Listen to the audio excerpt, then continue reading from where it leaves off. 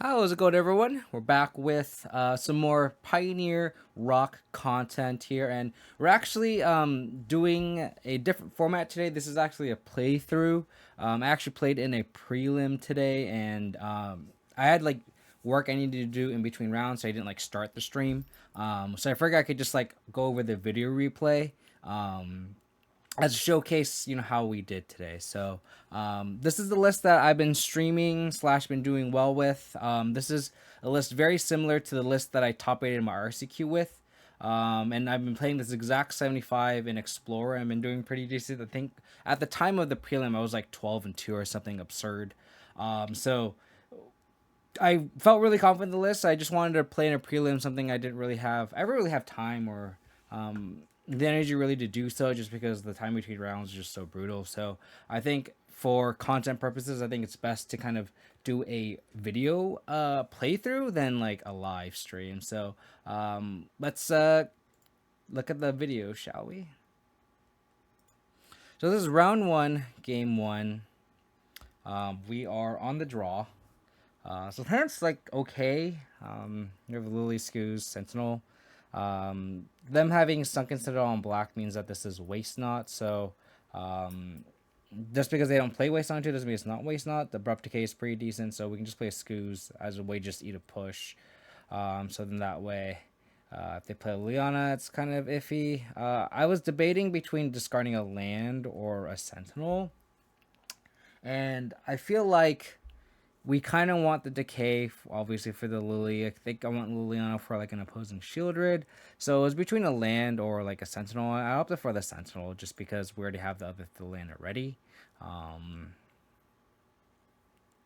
so I just decay the Lily, play the land, and pass. They have Waste Not here, plus the Gyrate Sanitarium, which is a pretty good turn. So this is where I slam a Shielder just to kind of disincentivize the Gyrate Sanitarium. I also wanted to kind of play the Shielder just because I feel like Glissas are kind of way out to this Waste Not, so I'm keeping the Glissa here. But I can see it go either way. So like, if I played Glissa first, I could have played Shieldred here, but inevitably it doesn't really matter. They just had it all. They had the discard spell for the card in hand, and the Shieldred's Edict to remove my threat. So now we drew the Abrupt Decay to take out the Waste Knot, but then they have two twos. So this is where we get into a top deck war. If I draw like a Shieldred or a Monster Tonight, we're kind of in a decent spot. We draw a land, and them they can kind of me. This is the misplay. I should have kept the land in hand, but it doesn't really matter because I drew another land anyway. Because now they get to kind of filter their draw. So that was a misplay on my end. I should have kept this land on in my hand. So there's a lot of games where I kind of like spots in this round that I kind of made a couple misplays. But I guess it kind of worked out just because they didn't get the clue. But drawing this Thoughtseize means we take 6, and then they just kind of Gyrates, and I just kind of conceded from there. So game 2 of round 1. Of course, we're on the play. This hand is pretty decent against Waste Not. We have an answer to the said Waste Not. We have Random Runebreaker, and then we just have a bunch of threats. So this is one of the better hands. Like if we had a Thoughtseize, that'd be perfect, or like a Reknar Bankbuster. But this hand's not bad. We drew a third land, which is nice because now we just essentially ensure that we have a Sentinel or a Ren that we want to cast. This is where I make a critical misplay here. The turn prior, I played an Overgrown Tomb instead of my Blooming Marsh because I wanted to like potentially save 2 life. But now I can't Ren anymore. Like next turn, I start drawing another land. So this is like a really, really critical misplay that I made. And of course, like this misplay, cost me the game. I sack my Sentinel. If I draw a land, I can attack this Liliana down and have a Planeswalker in play. But of course, I do not. So now I just this is like the mistake kind of cascades. I let them Lily plus. I'll discard a Shieldred, and then I'll just Bitter Triumph end of turn. Because maybe I should have just main phase my Bitter Triumph there. So I'll Ren. So this Ren could have been at 6. So I'm trying to threaten ultimate here. And like I could have played a Shielder at this turn. but then they invoke Despair anyway, so it kind of doesn't really matter. Like my punishment, like I would potentially have a Bitter Triumph still in hand. I have a Shieldred, I have a Sentinel. I'll keep it on top. Um, but again, I feel like it doesn't really matter because the second Invoke Despair, they have like 7 cards in hand. So even if I had like my Bitter Triumph still in hand, still feels kind of bad. I'll play my Sentinel. I'll crack my map. I'll try to get my Takanuma in hand, just to be able to bring his Shielder back or even the Ren back. Um, so then they Desolate Demolition Field my Hive and trigger Revolt and push. Um, so Scooz is an okay draw, but again they have like 6 cards in hand. I but it's nice because I can go Scooz plus Hola Takanuma activation. So they end up pushing. Again, they have 5 cards in hand. They activate Gaia Reach. Luckily, they don't have a Waste Not in play. And then they cast Bank Buster, Thoughtseize, take my pick, which is awful because now we don't have a removal spell for the Reckoner Bank Buster. I'll activate Takanuma, and then I end up picking Ren because they have 4 cards in hand. They went through 2 pushes. I feel like they maybe have to go through the throats. I think a Ren is our key to victory here.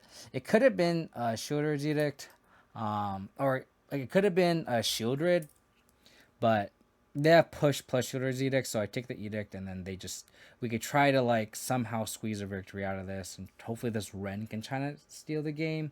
Again, they had like double Invoke Despair earlier this game, which is really, really awkward for us because they just kept making us sacrifice our children and our Ren. So hopefully, like this Ren could potentially try to take over. They have the Hive, so they can try to attack it down.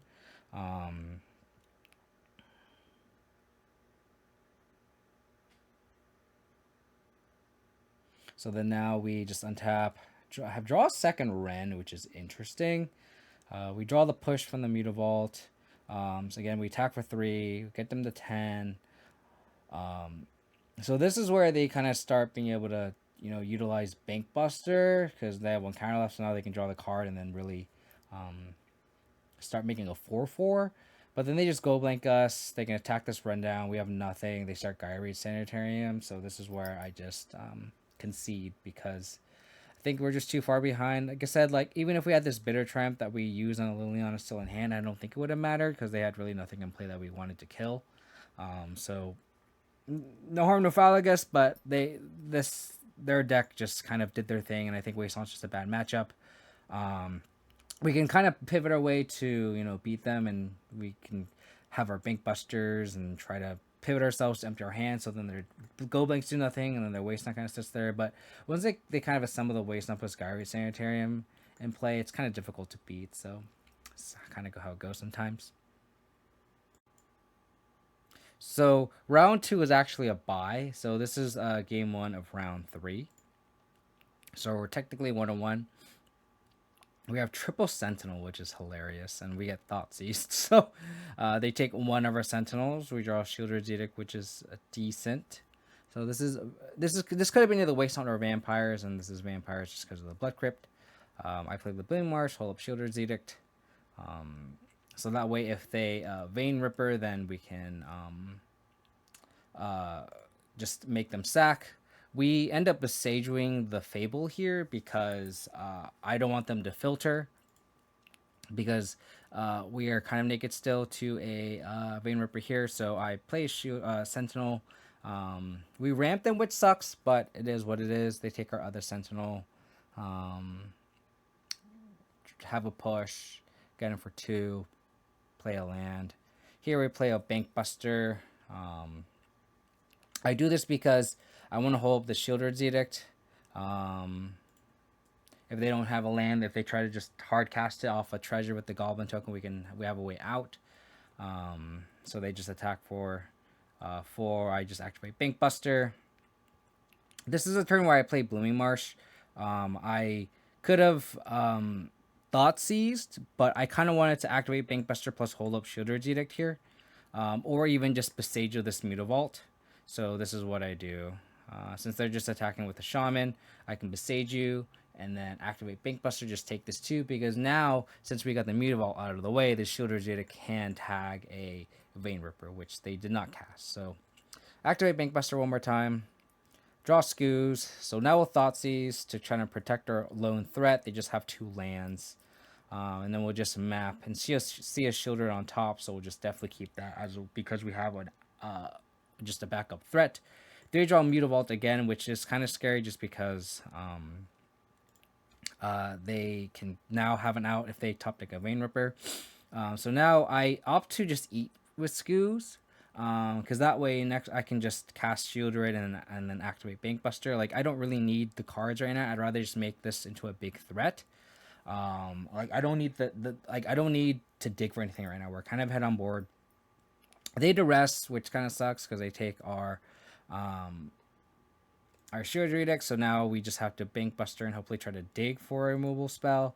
But now our Bankbuster can now, attack without losing any value because you already retained all the value.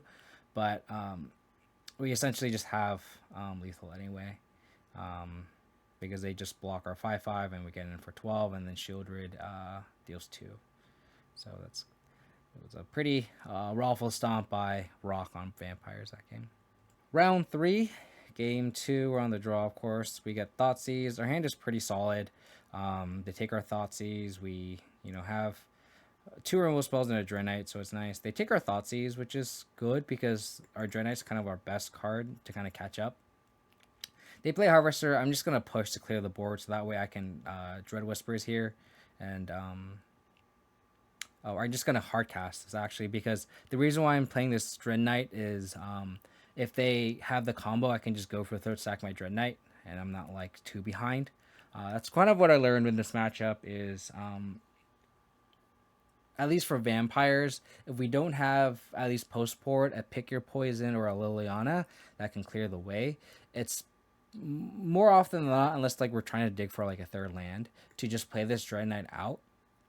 Because that way, if they push it, then, like, we just Dread Whispers. If they have the combo, then we just go for a throw and we can actually answer it, and we can, like, move on to the game. Because, like, the scariest part against Vampires is really, like, the first 3 turns, 4 turns. If they don't have the Vein Ripper there, and we can kind of just, like, have a mid-range game plan from there, then we can actually kind of keep up. We have more card advantage. We have better card quality, assuming they just don't have this early on. So that's kind of the point of me card casting this.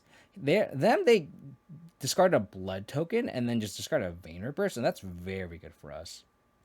So this is a spot where I feel like they don't really have much going on, and I'm just gonna just kind of go aggro again, just play this Monster Dreadnought and not Dread Whispers, because I feel like I'm ahead on board and I just want to just get attacking. The Shielder's Edict is a really good draw just because if they do have the combo here, I can Shielder's Edict, and then we just have all these removal spells that can clear the way for it. So, like, if they go Blood Tithe Harvester or, just any other, like, vanilla creature that's not a Vein Ripper, we can just clear that with these 2 removal spells and then Shielder's Edict. So then we just go for this, just get in for 6 again. And then if they, like, tap out for a threat, they get a Sorin into play, which is interesting. So this is the Vein Ripper, right? This is where, now that we cleared the way, this is where Shielder's Edict has been pretty clutch for me. I really like Shielder's Edict as one of. There's always games where Shielder's Edict is kind of awkward. There are times where, like, I'm against, like, Is It in Soul, and they just have a wide board, and plus, like, an Inti or something, or, the Drake that flies, and whenever you sacrifice an artifact, it gets +1/+1. Like, that's where, like, Shielder's Edict looks bad, because if they have a bunch of sacrifice fodder, this looks really, really poor. But, like, these are the spots where I really, really, really like Shielder's Edict, because it saves us here. Because now we just Shielder's Edict, make them zag, and then, like, we just don't lose any equity. We can keep our board, and then we just start attacking. So this is where they have a single card in hand, and they're at 11. So we could have attacked this Sorin down, but I have this Bitter Triumph already. So I decide to just attack them, because if they push my Monster Dreadnought, that's fine. They're at 6, and then we just have lethal next turn, right? Then they have no cards in hand. We're holding up Bitter Triumph, and that's why I Normally I always attack the planeswalker down, but this is where I did the math. I put them to 3. If they kill my Dreadnought, I can go to 6. I outgrind, draw Dread Whispers, or I just force lethal again this turn, where they're at 6, and I just attack with Dreadnought, Leftover, and Hive. So they play this Harvester, and then they plus. I just Bitter Triumph their last threat, and then we just have a bunch of lethal. So now we're 2-1. This is the last round. Again, prelims are 4 rounds. We're on the draw, so we're not gonna draw every round basically. We get Thoughtseize. Take our Thoughtseize. This is where Deathcap Glade, Contemplate tap, gets awkward sometimes if we had like a Thoughtseize or something, but they took it, so it doesn't matter. We drew a 2-drop, so we can cast something on curve, so we just utilize it here, and then this Deathcap Glade can just play something on turn 3.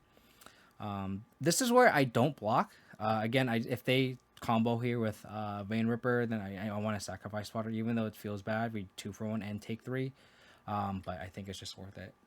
This is where I play Glissa, because if they don't have a removal spell for it, this is the highest ceiling, just because it forces them to kind of be on the defensive so they can protect this Fable.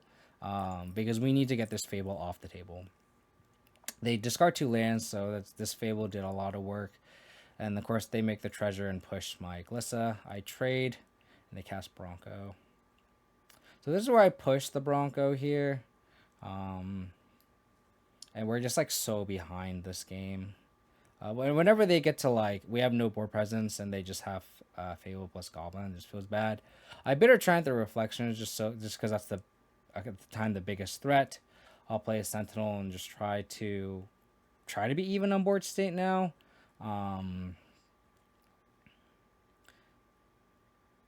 then of course they slam a Vein Ripper here, and we wasted our Bitter Triumph on a Fable.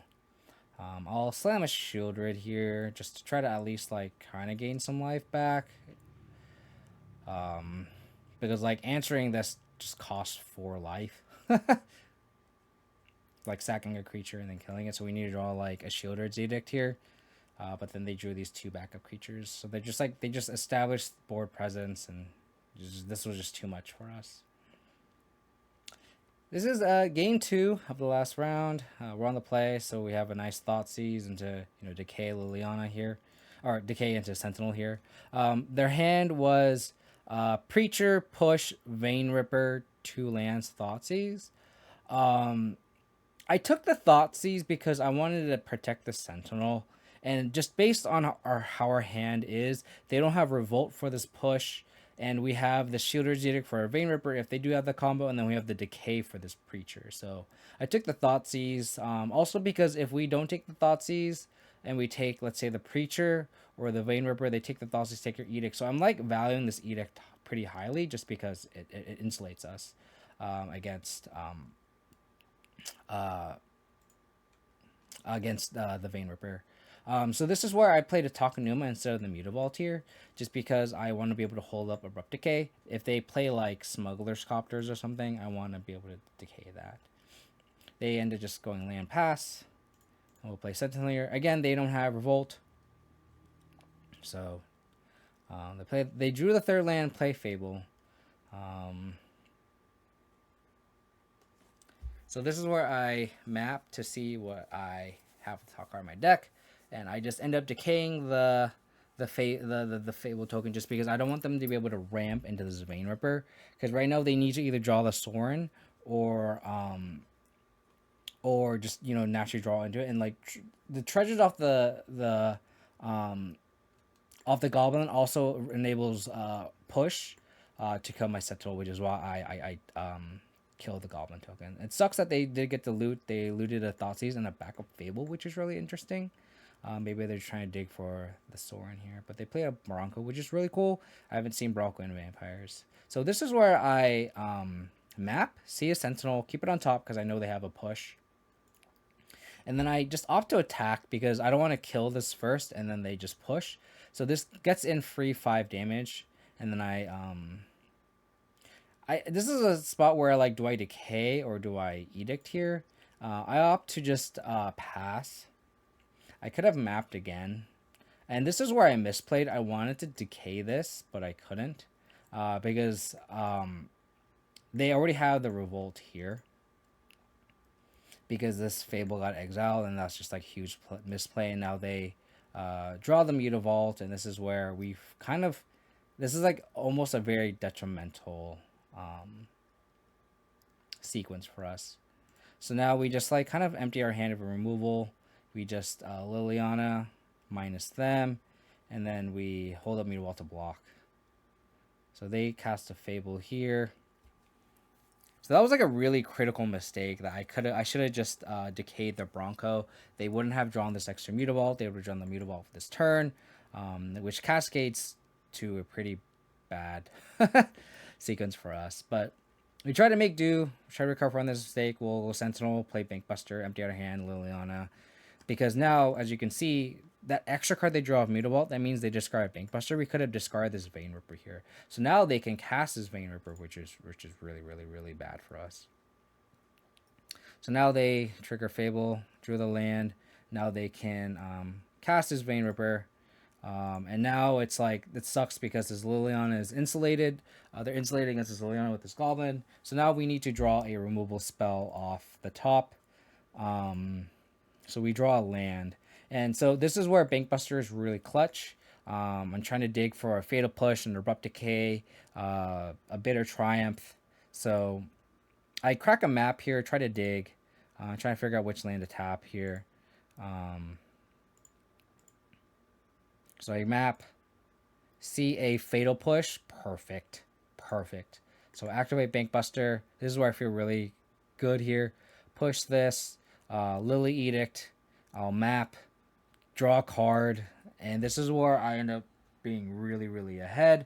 I see a pick your poison off the top, so now I can pick your poison, attack for 5, or even just, you know, attack for 2, draw a card. Like, I just feel very, very ahead in that spot. So this is game 3 of the last round. We mulligan, of course. This is a pretty decent hand, where we can kind of just, I Dread Whispers here, try to get a third land, because if they don't have Mutavault here, so if they like go combo, I can just Liliana minus them. I know I mentioned earlier that I would normally, you know, Dread Whispers and then, just play Dread Knight and then I can go for the third. But since we have the Liliana already in hand, and the fact that we do need the third land to cast Liliana, that's why I Dread Whispers instead. Here they cast Fable, and I opt to Liliana anyway. Make them sack. So then again, I mentioned earlier, like the Goblin Shaman token, I feel like in Rakdos midrange before, you would just let the Goblin token live. But in this Rakdos Vampires list where they want to get to 6 mana, like them hardcasting the Vein Rippers is so bad for us. So it's actually kind of like a number 1 priority to like kill the Goblin token. In Vampires versus, and you know, compared to like our traditional Rakdos mid-range matchup. So like how you play this matchup and how you deal with Fable is very different than how you deal with in Vampires and how you deal with in traditional Rakdos mid-range. So we just take out their Goblin. They play Preacher.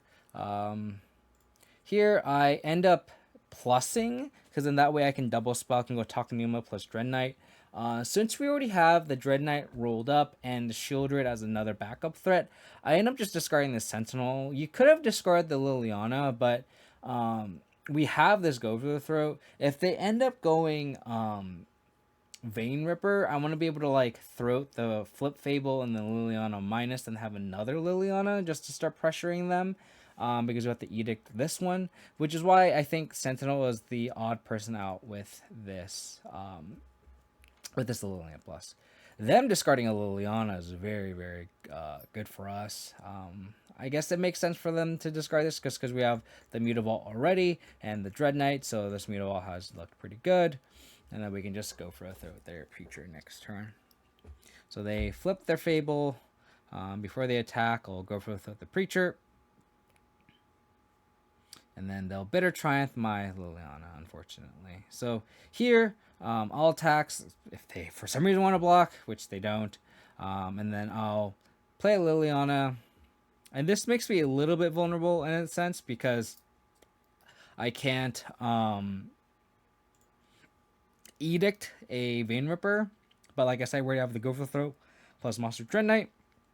And I think it's one of those things where as their board is more clear, this Liliana gets better. What if they go like Blood Tithe Harvest to Blood Tithe Harvest and then they slam the combo? That's where the Liliana gets a lot worse. That's my reasoning to play the Liliana and minus and cash in the value there. Because I think more often than not, if they like play a Mutavault or something, it just makes the Liliana a lot worse. So I'm just cashing in this tight window where Liliana just is a little bit safer value, and just answering the reflections itself. Here, I would really like a 6th land because it's just an untapped one because I can go Shieldred, go for the throat, and then plus Liliana. That's like best case scenario, which is what I do. I go for the throat, attack, see if it gets eaten by a push or something. I'll play Shieldred, I'll plus Liliana to get the value.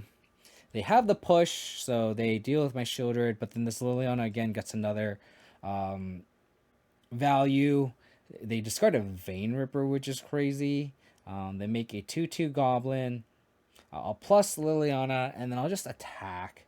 I'll put them onto 3.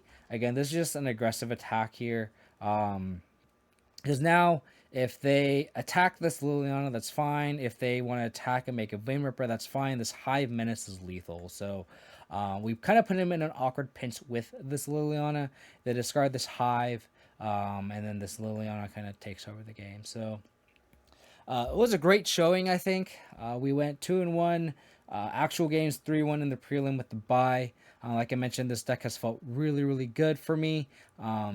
There's been a lot of discussion in the Discord with the 2-drop slots, and I feel like I'm the odd man out here. For those who aren't in the Discord, I feel like I'm the odd man out with our preferential 2-drop. Everyone in the Discord seems to really like Caustic Broncos. In the meta of like Rakdos Vampires, Is It Phoenix and Waste Not, my Caustic Broncos always just die, or like they're kind of an awkward top deck.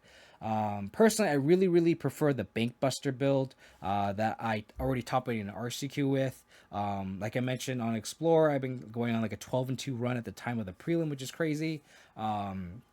So like for those who have been on my YouTube, like you can kind of check back on the Bronco builds that I've tried out, and I've cut like the 3rd Shieldred and the 2 Bankbusters from this list and added 3 Broncos, and it's been like really high ceiling, low floor, which makes sense, right? Like if you go like discard spell into Bronco and they like don't have removal spell, like Broncos feels fantastic, but that's like a narrow corner case where Bronco is like the ceiling, right? I think the Bronco that ceiling is fantastic and way higher than Bankbuster. But Bankbuster just has a higher floor. You kind of know what you're getting out of the Bankbuster. It is clunky, but like you know that you're able to draw a card without having to attack and waste resources. If you try to draw into a removal spell, you can draw into Liliana like a sorcery speed removal. You draw into a discard spell, protect your threat, attack. Like just the fact that like once you get the value out of the Bankbuster, you can attack with the 4/4. I just really like Bankbuster, at least its position right now. So again, I think this is just personal preference. I think when you play your own rock build, I think you should just try both, and also just depends on the meta. Especially it's like Is It Phoenix? Like you just playing a 2-drop is not what you want to do in that matchup, just because they can just on their turn 3 they can just lightning axe it, or like play Shudder, kill your Bronco, put a Phoenix in the yard, and like that just like goes into their game plan. Versus like if you play Bankbuster, it strands all over burn spells, and even just like discard spells where like you see a waste down opponent and you go Thoughtseize and you see Fatal Push Shieldred and you have a Bronco in hand. You kind of want to like take the push so you have your Bronco, but you have to deal with your Shieldred later. Versus like if you have a Bankbuster, you just Thoughtseize a Shieldred, leave them with Fatal Push, cast a Bankbuster, and then just keep drawing cards, and you just like outgrind the single Fatal Push that they have. So again, this is just personal preference. This is based on my results, my gut feelings, and oh no, like I think if you want to play rock, I think you should just try both, just because the Discord has positive results for both Bankbusters and Broncos. I've had some personal good results with Broncos as well, but I think personally, I think I just do better with Bankbuster. I think it just feels better for me, and I think it just comes down to personal preference. So Again, this is a different style of video. This is like a playthrough. I'm not doing this live.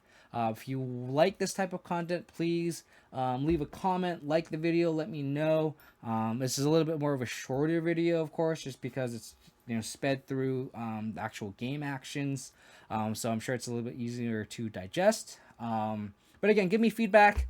If this isn't the style of video you like, if you actually like kind of like the live interaction that I do with chat, let me know. But then expect more of this 75. I really like how this deck has been feeling. So I'll probably just try to, maybe try to get a 5-0 with this list. If not, just jam more arena with it for now. So appreciate everyone for tuning in and hanging out, and hope to catch everyone next time. Take care.